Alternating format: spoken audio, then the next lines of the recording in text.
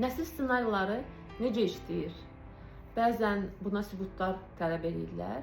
Necə ki, biz yerişimizlə, gülüşümüzlə, xasiyyətimizlə, üzümüzün hər hansı bir cizgisi ilə atamıza, anamıza, babamıza, nənəmizə oxşayırıqsa, eləcə də orada yaşanmışlar və yaşanıb bitirilməmiş hər bir narahatlıqlar da bizə ötürülür. Bəs necə olur deyirsiniz ki, bizim nəslimizdə hamısı şəkərdir və yaxud necə olur deyirsiniz ki, hə, bizdə onkologiya çoxdur və yaxud hər hansı bir allergik xəstəliklər daha çoxdur. Nə ilə əlaqədardır?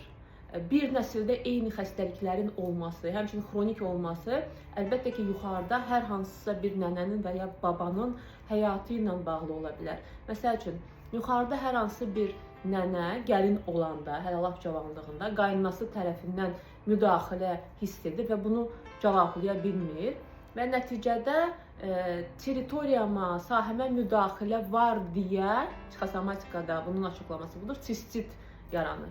Və öz problemini həll etmədiyinə görə aşağı nəsildə qadınların bir çoxunda sistit olur.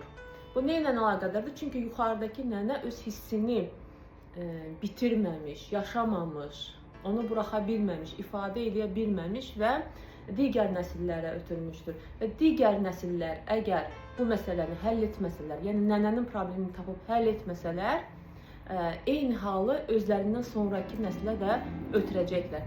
Əgər bir nəsil problemi həll etmirsə, yəni sinifdə qalırsa, imtahandan keçə bilmirsə, təkrar ondan sonraki nəsil həll etməli olacaq.